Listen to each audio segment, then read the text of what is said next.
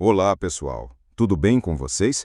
Hoje eu trouxe uma história que vai arrepiar os cabelos da nuca de vocês. É a lenda completa da Mulher da Estrada, um dos causos mais assombrados que já ouvi na minha vida. Então já deixa aquele joinha lá para fortalecer, porque essa história merece, e muito. Antes de começar, quero avisar, essa não é uma história qualquer não. É daquelas que depois que você ouve, nunca mais esquece. E toda vez que você estiver dirigindo sozinho numa estrada escura, vai lembrar dela. Então se preparem, porque vocês vão ouvir não só uma, mas várias versões dessa lenda que assombram as estradas do Brasil inteiro. A Mulher da Estrada. Alguns chamam de Dama de Branco, outros de Mulher de Véu, mas no final das contas é tudo a mesma coisa. Uma aparição que marca para sempre a vida de quem a encontra. E olha, eu vou contar para vocês causos reais, coisas que aconteceram com gente de verdade, pessoas que eu conheço, que viram com os próprios olhos. Rapaz, essa primeira história me contaram lá em Goiás, numa parada de caminhão, perto de Anápolis. Era um caminhoneiro veterano, daqueles que conhece cada curva das estradas brasileiras como a palma da mão. Seu Antônio, um homem sério, trabalhador, pai de família, que nunca tinha acreditado nessas coisas de assombração. Era uma madrugada de terça-feira, lá pelas 3 da manhã. Ele vinha de São Paulo, carregado de mercadoria, indo para Brasília. A BR-153 estava deserta, só ele e a escuridão. Chuvisquinho fino caindo, aquele tempo que deixa a estrada perigosa, o asfalto liso que nem sabão. Seu Antônio vinha tocando devagarzinho, com cuidado, ouvindo música sertaneja no rádio para espantar o sono. Quando, de repente, lá na frente, no farol do caminhão, ele viu uma mulher parada no acostamento. Mas que diabo é isso? Pensou ele. Uma mulher sozinha na hora dessa, no meio do nada? A mulher estava de vestido branco longo que balançava com o vento. Cabelo comprido, escuro, solto nas costas. Não dava para ver o rosto direito por causa da distância, mas ela acenou para o caminhão pedindo carona. Seu Antônio era homem bom, sempre ajudava quem precisava, mas alguma coisa naquele momento deixou ele inquieto. O coração disparou sem motivo. Mesmo assim pensou, não posso deixar a mulher sozinha aqui não, vai que a mãe de família precisando de ajuda. Parou o caminhão e 50 metros na frente, ligou a seta e esperou ela chegar. Pelo retrovisor, viu a mulher caminhando devagar em direção ao caminhão. Mas tinha algo estranho naquele jeito de andar. Era como se ela flutuasse. Os pés não faziam barulho no asfalto. Quando ela chegou perto da cabine, seu Antônio abriu a janela e perguntou: "Boa noite, senhora. Precisa de carona? Para onde a senhora vai?" A mulher levantou o rosto para olhar para ele. Rapaz, o que ele viu nunca mais saiu da cabeça dele. Era um rosto bonito, mas tinha algo que gelava o sangue. Os olhos eram fundos, escuros, como 2 buracos. E o sorriso, Jesus amado, o sorriso dela era como se soubesse de algo que ele não sabia. "Preciso ir para casa", disse ela com a voz que vinha de longe, ecoando. "Faz tempo que eu estou esperando alguém me levar para casa." "Onde fica a sua casa, senhora?" "No cemitério da cidade", respondeu ela, e o sorriso ficou ainda mais estranho. Seu Antônio sentiu um frio na espinha. "Cemitério? Como assim cemitério?" "É lá que eu moro agora, desde que morri nesta estrada há muitos anos." Rapaz, quando ela falou isso, o cabelo do seu Antônio ficou em pé. Ele olhou melhor e viu que conseguia ver através dela. O vestido branco não era vestido não, era mortária. E onde deveria ter sangue nas veias, só tinha uma luz azulada, fraca. Seu Antônio era homem de fé, sempre andava com um terço no bolso. Puxou o terço e começou a rezar baixinho. A mulher percebeu e o sorriso sumiu do rosto dela. "Você não vai me levar para casa?" perguntou ela, e agora a voz tinha mudado, ficado grave, assustadora. Eu preciso seguir viagem, senhora. Tenho prazo para cumprir."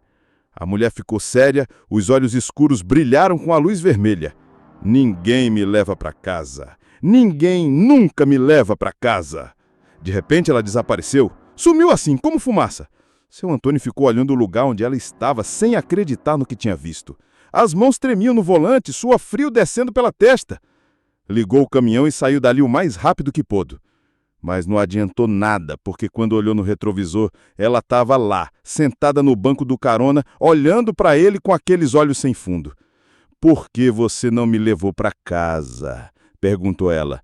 Seu Antônio pisou fundo no acelerador, o caminhão zunindo pela estrada, rezava em voz alta agora: "Pai nosso que estais no céu", e toda vez que falava uma oração, a mulher ficava mais transparente.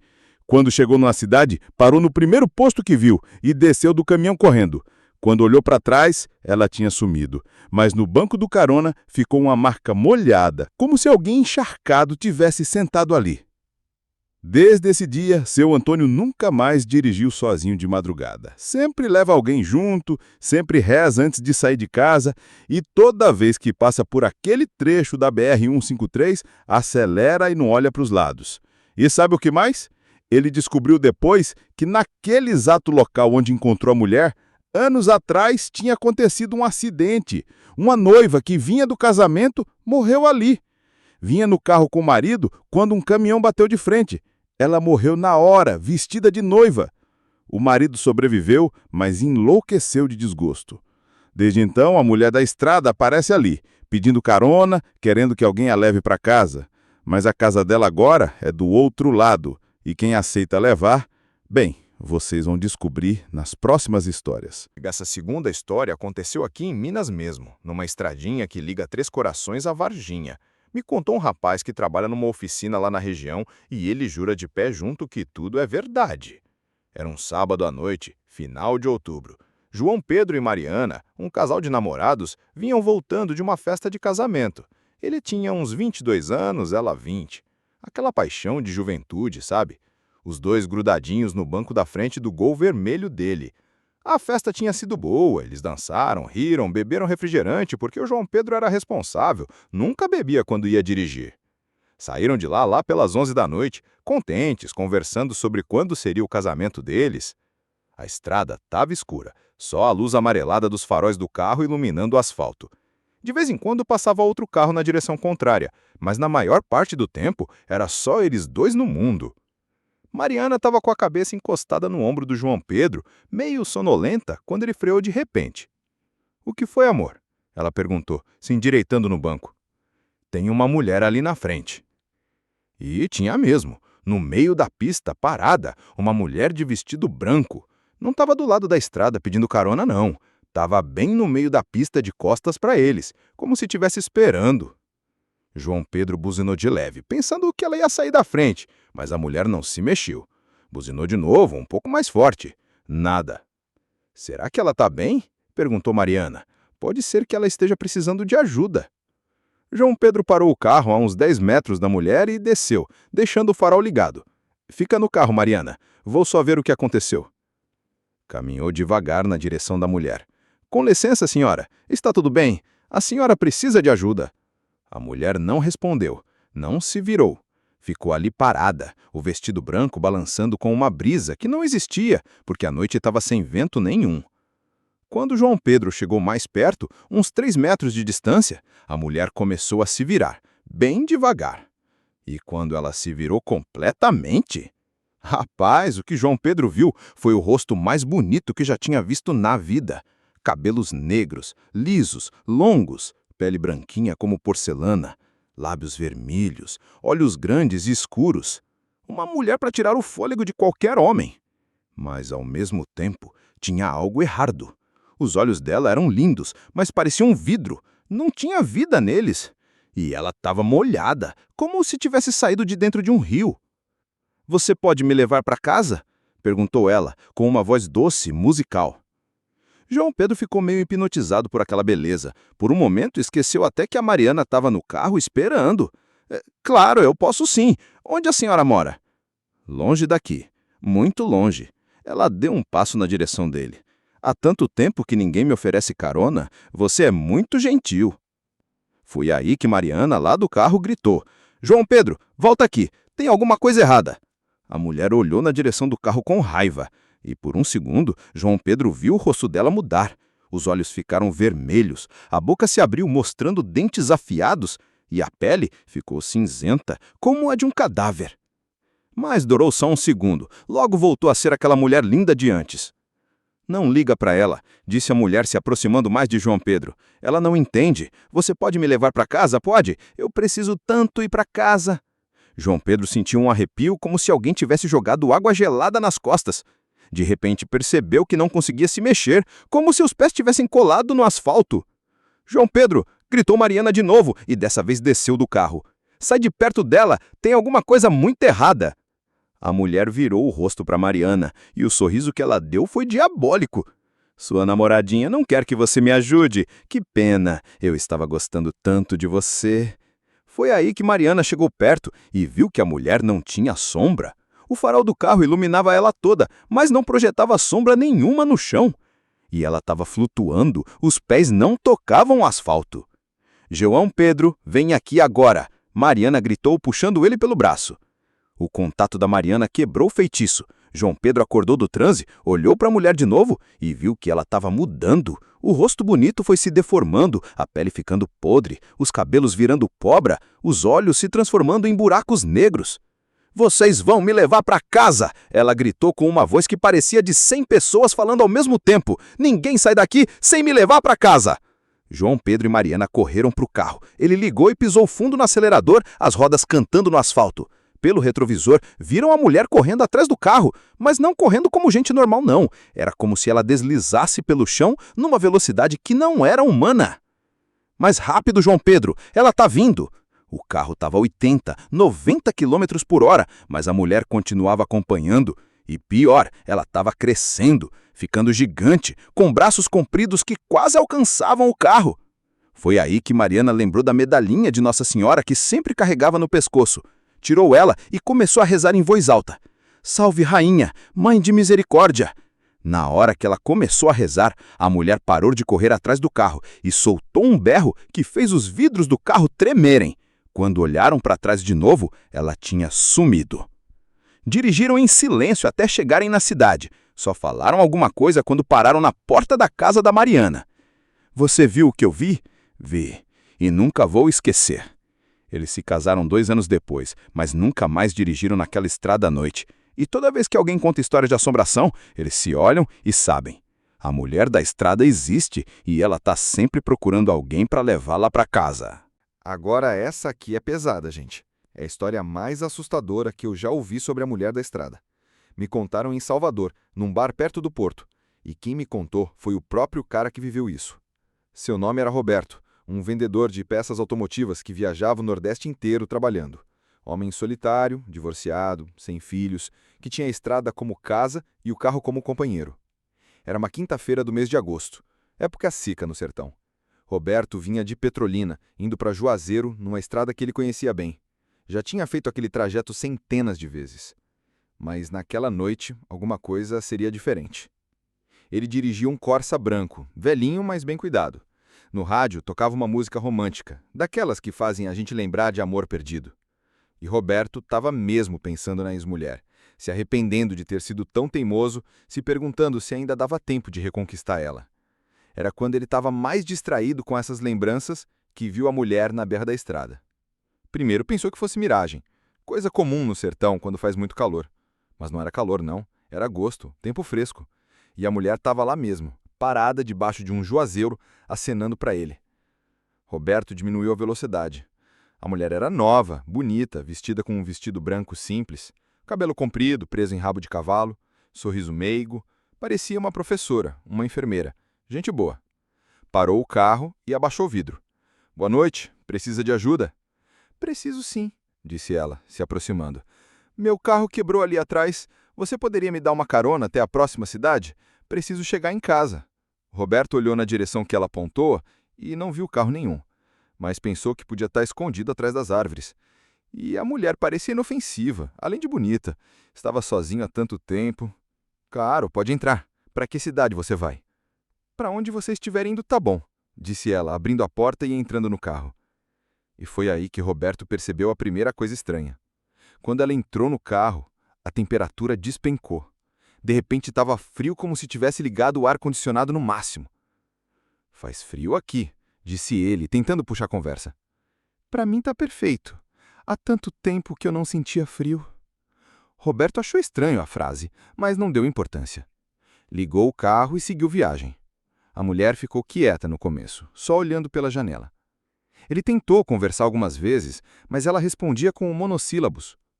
Depois de uns 20 minutos de viagem, ela finalmente falou. Você é casado?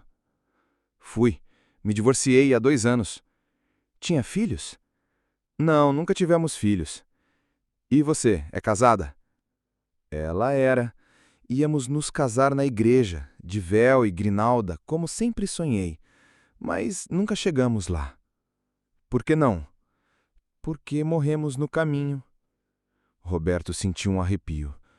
Como assim, morremos? Aconteceu um acidente, aqui mesmo nessa estrada.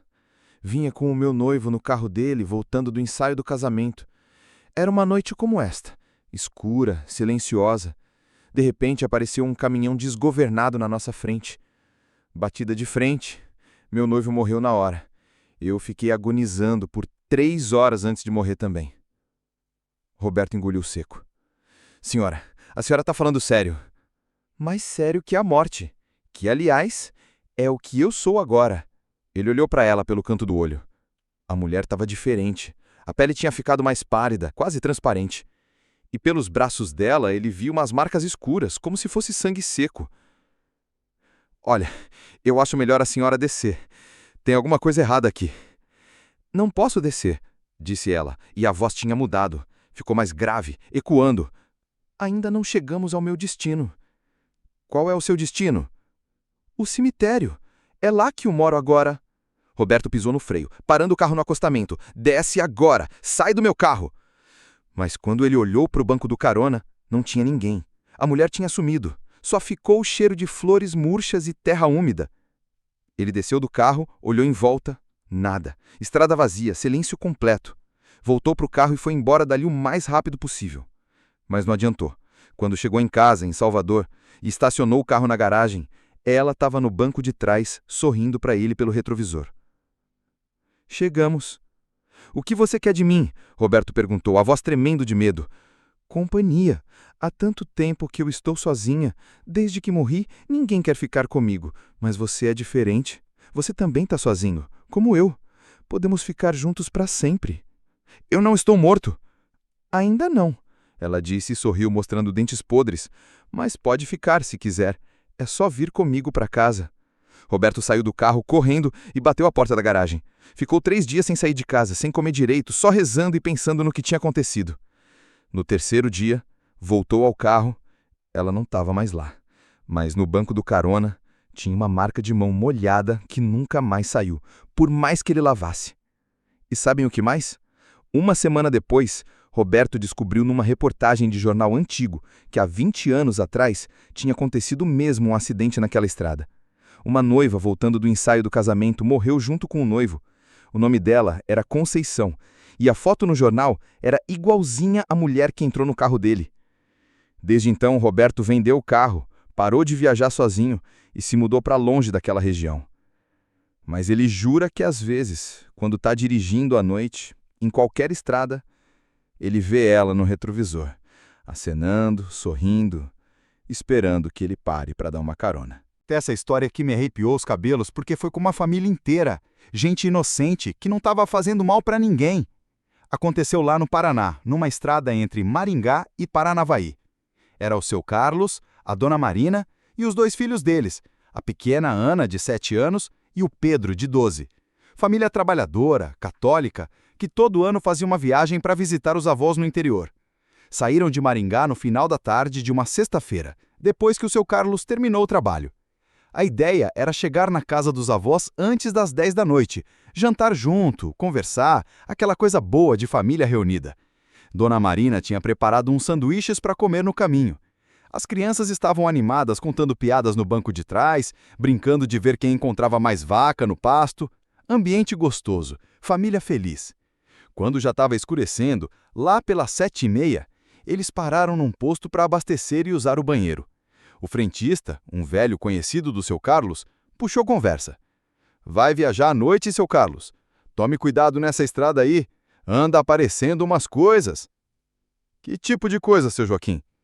Ah, bobagem de gente supersticiosa. Dizem que tem uma mulher que aparece pedindo carona, mas é conversa fiada, né?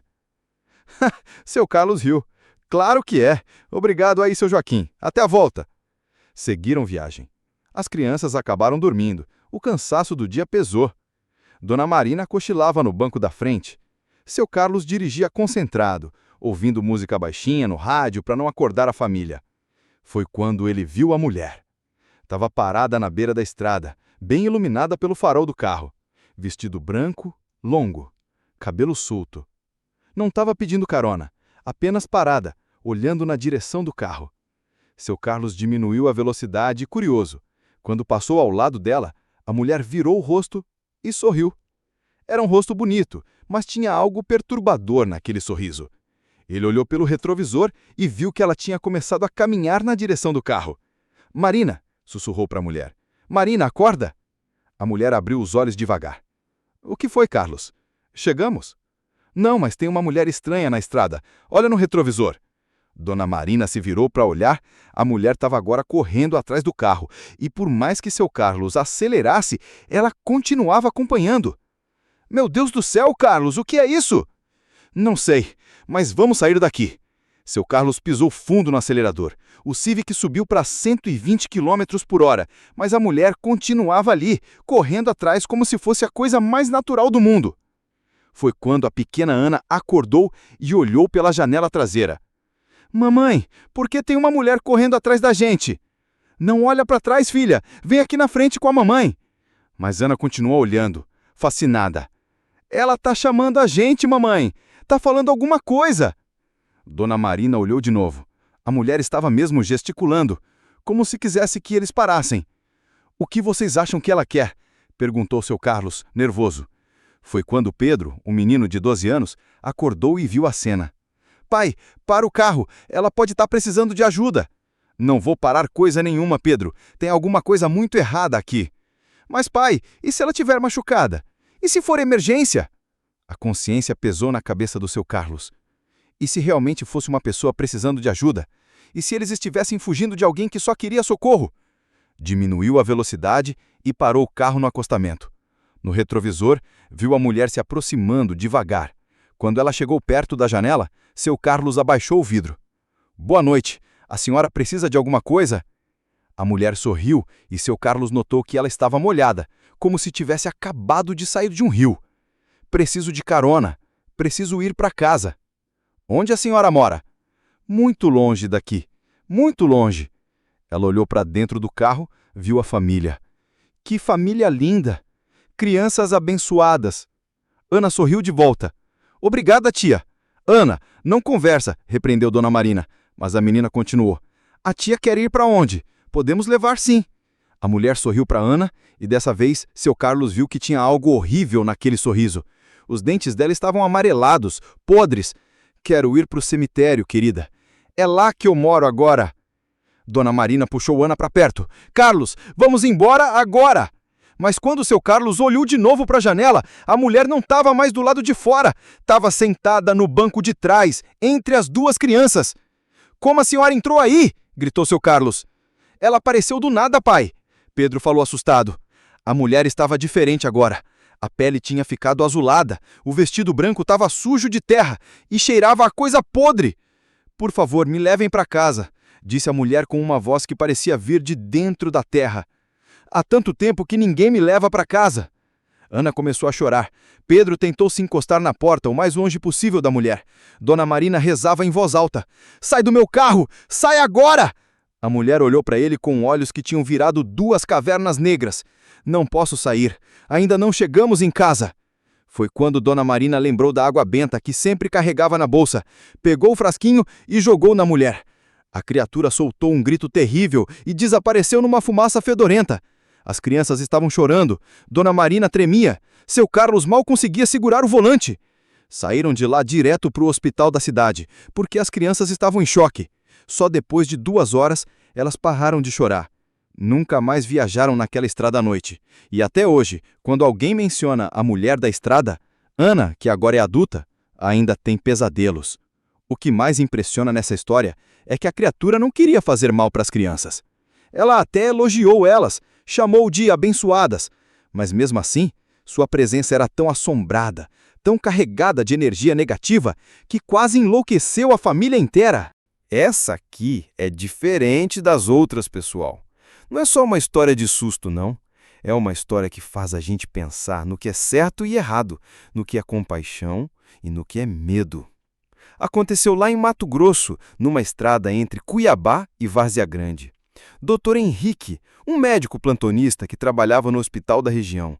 Homem bom, dedicado, daqueles que escolheram a profissão para ajudar as pessoas mesmo. Era uma segunda-feira, lá pelas 2 da manhã.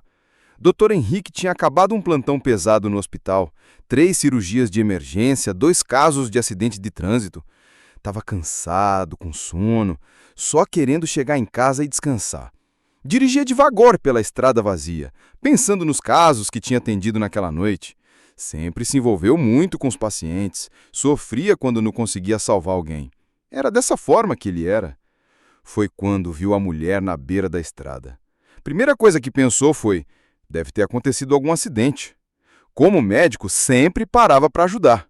Era quase um instinto, mais forte que qualquer medo. A mulher estava ajoelhada no acostamento, debruçada sobre alguma coisa. Dr. Henrique parou o carro e desceu correndo, já pegando a maleta médica que sempre levava. Senhora, aconteceu alguma coisa? Alguém se machucou? A mulher levantou o rosto. Era jovem, bonita, mas tinha lágrimas descendo pelo rosto. Estava vestida de branco, como se fosse enfermeira. Doutor, o senhor pode me ajudar? Ela perguntou. Meu filho está muito mal. Dr. Henrique olhou para o que ela estava segurando. Era uma criança de uns 5 anos, desacordada, pálida. O médico se ajoelhou ao lado, colocou a mão no pescoço do menino para sentir o pulso. Não tinha pulso. E a pele estava gelada, como gelo. Senhora, há quanto tempo essa criança está assim? Desde o acidente. Ela respondeu, chorando. Faz tanto tempo que eu estou esperando um médico aparecer para salvar meu filho. Dr. Henrique olhou melhor para o menino. Não tinha ferimentos visíveis, mas tinha algo muito errado. A pele tinha uma cor azulada e havia um cheiro estranho, como de flores murchas. Senhora, preciso levar ele para o hospital imediatamente. Vamos, me ajuda a colocar ele no carro. Mas quando ele foi pegar a criança no colo, ela estava dura, rígida, e pesava muito mais do que deveria pesar uma criança daquele tamanho. Senhora, essa criança, ela está morta, completou a mulher. Sim, doutor. Meu filho está morto há 20 anos. Dr. Henrique olhou para ela assustado. A mulher não estava mais chorando, estava sorrindo, mas era um sorriso triste, desesperado. Morreu aqui mesmo nesta estrada. Eu estava levando ele para o hospital com febre alta, convulsionando, mas nunca chegamos lá. Um caminhão bateu no nosso carro. Eu morri na hora, mas meu filho agonizou por horas, chamando por um médico que nunca chegou. O médico engoliu seco. Senhora, desde então, toda noite eu trago ele aqui, esperando um médico passar, esperando alguém que possa salvá-lo. Mas ninguém nunca consegue. Ele continua morto, e eu continuo sendo uma mãe que não conseguiu proteger o filho. O médico olhou para a criança nos braços, mesmo sabendo que era impossível, mesmo sabendo que ela estava morta há anos.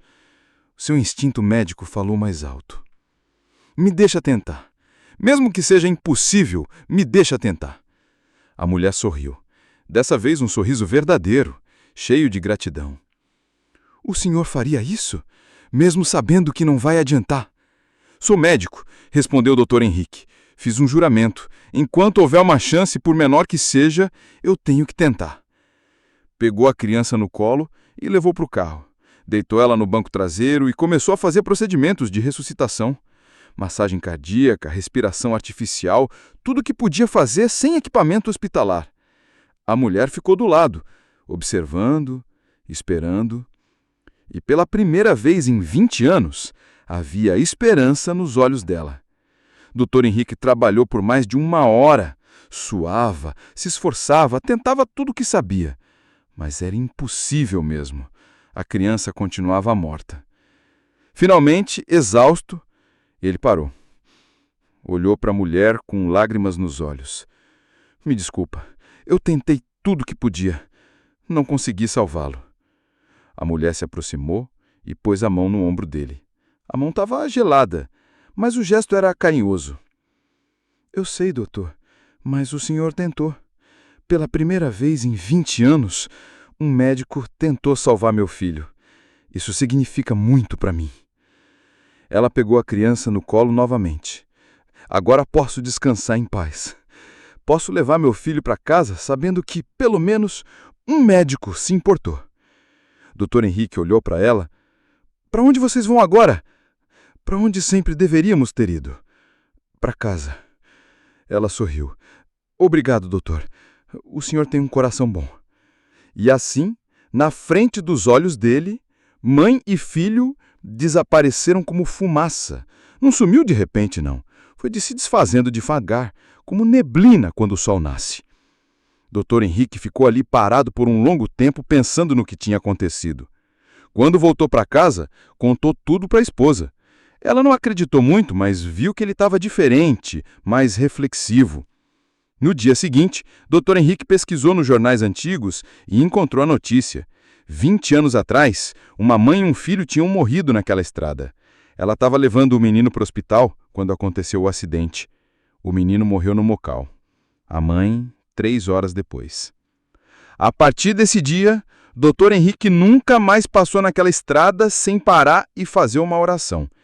E sempre que atendia uma criança no hospital, lembrava do menino que não conseguiu salvar, da mãe que esperou 20 anos por um médico que se importasse. Essa história me marca porque mostra que nem sempre a mulher da estrada está ali para assustar. Às vezes, ela só está procurando alguém que se importe, alguém que tente ajudar, mesmo sabendo que é impossível. Rapaz, essa aqui é uma das mais famosas. Acontece com motorista de ônibus pelo Brasil inteiro. Me contaram essa versão específica lá em Goiás, mas tenho certeza que vocês já ouviram variações dela em outras regiões. Era o Seu Manuel, um motorista experiente da aviação que fazia a linha entre Goiânia e Brasília. Homem sério, trabalhador, que levava a profissão como missão. Dizia sempre que transportar pessoas era transportar vidas, famílias, sonhos. Levava isso no peito. Naquela noite era uma terça-feira de março, época de chuva em Goiás. O ônibus estava cheio, 42 passageiros voltando para casa depois de um feriado prolongado. Tinha família com criança, estudantes, trabalhadores, gente boa, gente simples. Seu Manuel conhecia aquela estrada como a palma da mão. Já tinha feito aquele percurso milhares de vezes. Sabia cada curva, cada lombada, cada posto de gasolina. Dirigia com segurança, sempre respeitando os limites, sempre pensando na vida dos passageiros. Era lá pelas 11 da noite quando ele viu uma mulher. Estava parada no ponto de ônibus de uma cidadezinha no caminho.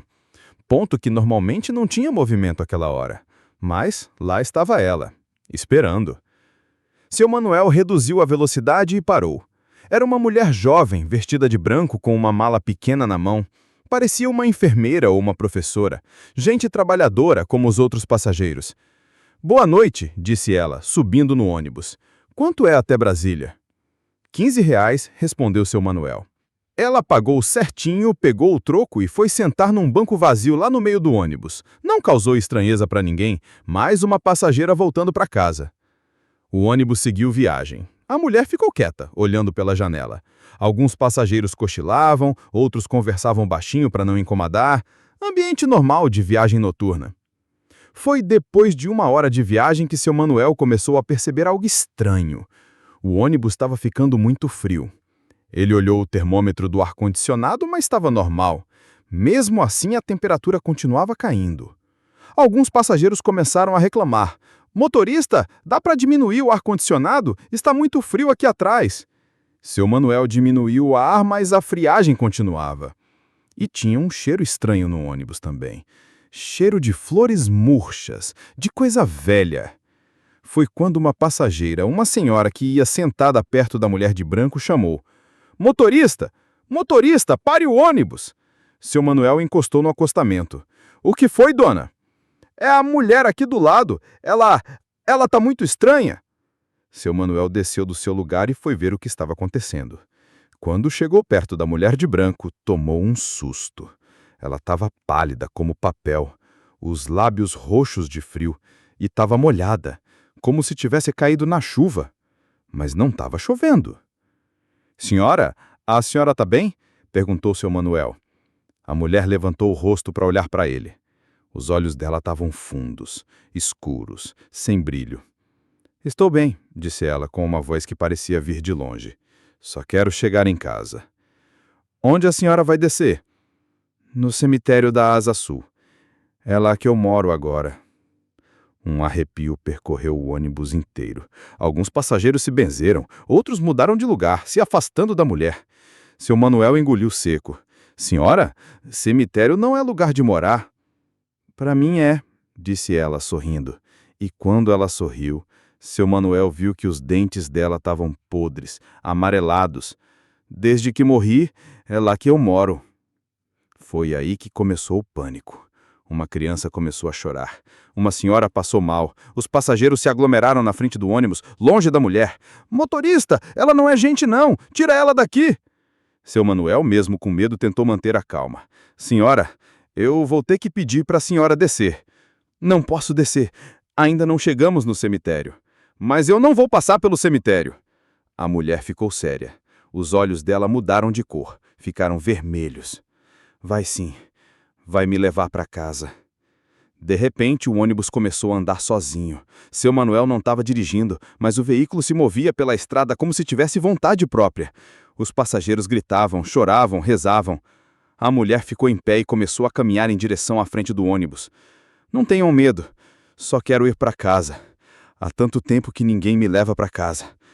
Foi quando uma das passageiras, uma senhora muito religiosa, começou a rezar o terço em voz alta. Outros passageiros acompanharam. Logo o ônibus inteiro estava rezando junto. Ave Maria, cheia de graça, o Senhor é convosco. E a cada Ave Maria, a mulher ficava mais transparente e o ônibus começou a voltar ao controle de seu Manuel. Bendita sois vós entre as mulheres e bendito é o fruto do vosso ventre, Jesus. Quando terminaram o terço, a mulher tinha desaparecido completamente. Só ficou o cheiro de flores murchas e uma marca molhada no banco onde ela estava sentada. Seu Manuel parou o ônibus, desceu e vomitou no acostamento. Estava tremendo, suando frio. Os passageiros também estavam abalados, mas agradeceram a Deus por terem se livrado daquela assombração. O resto da viagem foi em silêncio, só com orações baixinhas. Quando chegaram em Brasília, seu Manuel foi direto para a igreja agradecer por estar vivo. No dia seguinte, ele soube por outros motoristas que não era a primeira vez que aquilo acontecia. A mulher da estrada já tinha aparecido em vários ônibus, sempre pedindo para ir ao cemitério, sempre desaparecendo quando o pessoal rezava. Seu Manuel continuou dirigindo por mais 10 anos, mas nunca esqueceu daquela noite, e sempre que passava naquele ponto onde ela subiu, fazia o sinal da cruz e pedia proteção. Agora, chegou a hora da história mais estranha de todas, pessoal. Essa aqui não termina com a mulher desaparecendo, não. Termina de um jeito que até hoje ninguém consegue explicar. Aconteceu com um amigo do meu primo, lá no interior da Bahia. O nome dele era Josué, um rapaz de uns 25 anos, solteiro, que trabalhava numa fazenda de gado. Era conhecido como um homem corajoso, que não tinha medo de nada nem de ninguém. Era uma sexta-feira de junho, festa junina na cidade. Josué tinha ido à festa, dançou forró a noite inteira, bebeu mais cervejas, conversou com as meninas, saiu de lá pela 1 da manhã, meio alegre, mas não bêbado. Conhecia bem seus limites. A moto dele, uma CG vermelha, estava estacionada na praça. Colocou o capacete e seguiu para a fazenda, que ficava a uns 15 quilômetros da cidade. Estrada de terra poeirenta que ele conhecia de cor e salteado. Era uma noite clara, lua cheia iluminando a estrada como se fosse dia. Josué vinha tranquilo, pensando na festa, nas meninas que tinha conhecido, cantarolando umas músicas de forró. Foi quando viu a mulher parada na beira da estrada. Estava de vestido branco, longo, cabelo solto no vento, mas não estava pedindo carona. Estava apenas parada, olhando na direção dele. Josué diminuiu a velocidade. Por mais corajoso que fosse, aquela visão deixou ele inquieto. Uma mulher sozinha, no meio do nada, de madrugada. Quando passou ao lado dela, ela sorriu e acenou. Era uma mulher bonita, de uns 30 anos, com um rosto angelical. Josué parou a moto. Boa noite. Senhora está bem? Precisa de ajuda? Preciso sim, ela respondeu, se aproximando. Preciso de carona. Para onde a senhora vai? Para onde você estiver indo. Josué hesitou. Alguma coisa naquela resposta não estava certa. Eu vou para a fazenda de seu Pedro, ficar longe daqui. Tá perfeito, ela disse, sorrindo. Posso ir com você? Por mais estranho que parecesse, Josué não conseguiu recusar. Havia algo naquela mulher que o atraía, uma beleza hipnotizante. Pode sim, suba atrás. A mulher montou na garupa da moto. Josué sentiu que estava gelada, como gelo. A senhora está com frio? Sempre estou com frio. Há tanto tempo que estou com frio. Josué ligou a moto e seguiu viagem. A mulher se abraçou nele por trás, apoiou a cabeça no ombro dele. O contato era gelado, mas ao mesmo tempo confortante. Qual é o seu nome? Conceição. E o seu? Josué. Há quanto tempo a senhora estava esperando carona ali? Muito tempo. Anos e anos. Eles conversaram durante todo o trajeto. Conceição contou que tinha sido professora na cidade, que nunca tinha se casado, que morava sozinha. Falava com uma voz doce, melancólica, que fazia Josué sentir uma pena estranha dela. Quando chegaram na fazenda, Josué estacionou a moto perto da casa onde morava. Chegamos. Para onde a senhora quer ir agora? Posso ficar aqui com você? Ela perguntou. Não tenho para onde ir. Josué olhou para ela. Sob a luz da lua, ela parecia ainda mais bonita. Pode sim, tem um quartinho de hóspede. A senhora pode dormir lá. Entraram na casa, Josué fez um chá para ela, preparou o quarto de hóspede com lençóis limpos. Conceição agradeceu com um sorriso que derreteu o coração dele. Muito obrigado, Josué. Você é muito gentil. Faz tanto tempo que ninguém é gentil comigo. Não tem de quê. Amanhã a senhora decide o que vai fazer. Foram dormir. Josué demorou para pegar o sono, pensando na mulher misteriosa que tinha trazido para casa. Tinha alguma diferente nela, algo que mexia com ele de um jeito estranho. De manhã, quando acordou, foi ver como ela estava. Bateu na porta do quartinho. Conceição, já acordou? Vou fazer café. Não houve resposta. Abriu a porta devagar. O quarto estava vazio. A cama não tinha sido usada. Era como se ninguém tivesse dormido ali. Josué procurou por toda a casa, no quintal, na roça. Conceição tinha desaparecido sem deixar rastro. A única coisa que encontrou foi uma marca molhada no chão da sala onde ela tinha pisado na noite anterior. Ficou intrigado, mas achou que ela tinha ido embora de madrugada. Passou o dia trabalhando, mas não conseguia tirar ela da cabeça. À noite, estava jantando quando ouviu uma batida na porta. Abriu, e lá estava Conceição, sorrindo. Oi, Josué, posso entrar? Claro. Onde você estava? Procurei você de manhã toda. Tive que resolver umas coisas, ela disse, entrando na casa. Mas voltei. Posso ficar aqui com você? E assim começou a convivência mais estranha da vida do Josué. Conceição aparecia toda a noite na casa dele. Jantavam juntos, conversavam, às vezes assistiam televisão, mas de manhã ela sempre sumia. Nunca estava lá quando ele acordava. Passou um mês assim. Josué foi se apegando a ela cada vez mais. Era uma companhia gostosa, uma mulher inteligente, carinhosa. Começou a sonhar em se casar com ela, ter filhos, constituir família. Mas tinha coisas estranhas também. Conceição nunca comia. Fingia que comia, mexia a comida no prato, mas Josué nunca via ela engolir nada, e ela sempre estava fria, mesmo nos dias mais quentes. Uma noite, Josué decidiu perguntar: Conceição, por que você nunca fica aqui de dia? Por que sempre vai embora antes de amanhecer? Ela ficou quieta por um longo tempo, olhando para as próprias mãos. Você realmente quer saber? Quero. Porque eu não posso ficar. O sol me queima, me faz sumir. Só posso existir na escuridão. Como assim? Conceição suspirou. Josué, eu morri há 10 anos nessa estrada, atropelada por um caminhão quando voltava da cidade. Desde então, apareço toda a noite procurando alguém que queira ficar comigo. Josué engoliu seco. Você está falando sério? Completamente. Você é o primeiro que me aceita, que não foge quando descobre a verdade. Mas você parece tão real. Para você, eu sou real, porque você acredita em mim. Josué olhou nos olhos dela. Mesmo sabendo que ela estava morta, mesmo sabendo que era impossível, ele a amava. E agora, o que vai acontecer? Depende de você, disse Conceição. Você pode me mandar ir embora e nunca mais me ver, ou pode aceitar que nossa história é diferente de todas as outras. Eu aceito, disse Josué sem hesitar. Não me importa se você está morta ou viva. Eu te amo. E assim, rapaz, Josué passou a viver um amor impossível. Todo dia ao anoitecer, Conceição aparecia. Eles jantavam juntos, conversavam, às vezes assistiam televisão. Antes do amanhecer, ela ia embora. O pessoal da fazenda achou estranho que Josué nunca mais saía à noite, nunca mais ia nas festas da cidade, mas ele estava feliz de um jeito que nunca tinha sido antes. Isso durou 2 anos, até que uma manhã, Josué não acordou. O pessoal da fazenda encontrou ele na cama, com um sorriso no rosto, parecendo em paz. Tinha morrido durante o sono, sem doença, sem sofrimento. E sabem o que mais? Desde então, nas noites de lua cheia, o pessoal jura que vê 2 vultos na estrada, um homem e uma mulher, de moto, indo e voltando, como se tivessem numa viagem eterna. Rapaz, chegamos ao final dessas histórias da mulher da estrada. 7 casos diferentes.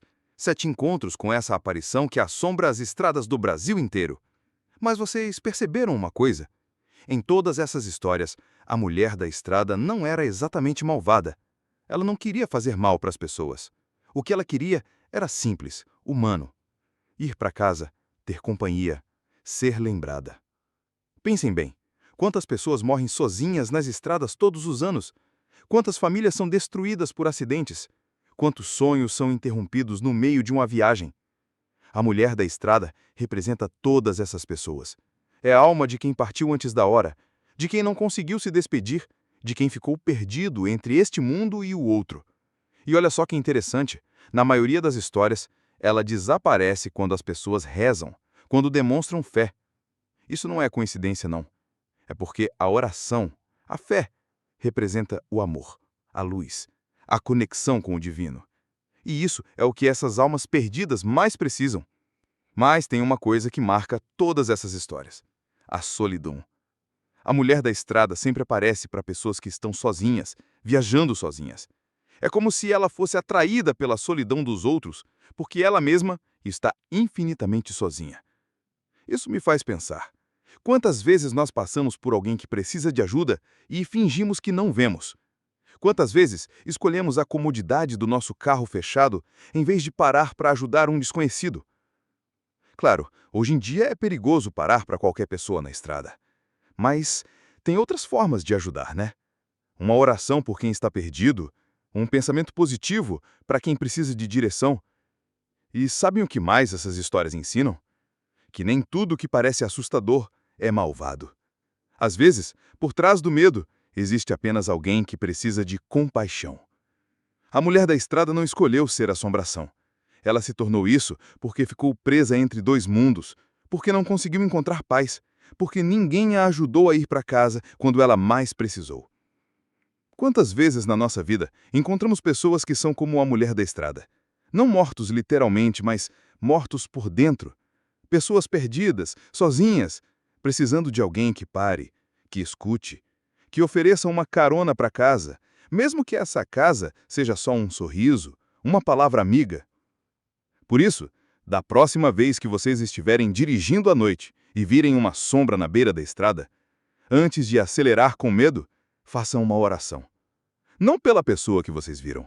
Pode ser que ela nem exista mais, mas pelas almas perdidas que ainda vagam por aí procurando o caminho de casa. E se um dia vocês encontrarem a mulher da estrada de verdade, lembrem-se, ela não quer fazer mal. Ela só quer ir para casa. E às vezes a casa não é um lugar físico. Às vezes casa é paz, é descanso, é saber que alguém se importa. Talvez a verdadeira lição da mulher da estrada não seja sobre fantasmas ou assombrações. Talvez seja sobre compaixão, sobre não deixar ninguém morrer sozinho, sobre ajudar as pessoas a encontrarem o caminho para casa, seja lá onde essa casa esteja. E com essa reflexão, pessoal, chegamos ao fim da nossa jornada pelas histórias da mulher da estrada. Espero que vocês tenham gostado, que tenham se arrepiado um pouco, mas principalmente que tenham pensado sobre o que essas histórias realmente significam. Se vocês conhecem algum caso da mulher da estrada, alguma história parecida que aconteceu na família de vocês ou na região onde moram, deixem nos comentários. Adoraria ouvir suas experiências. E lembrem-se sempre, nas estradas da vida, todos nós somos viajantes. E às vezes, todos nós precisamos de uma carona para casa. Até a próxima, pessoal, e dirijam com cuidado, especialmente à noite.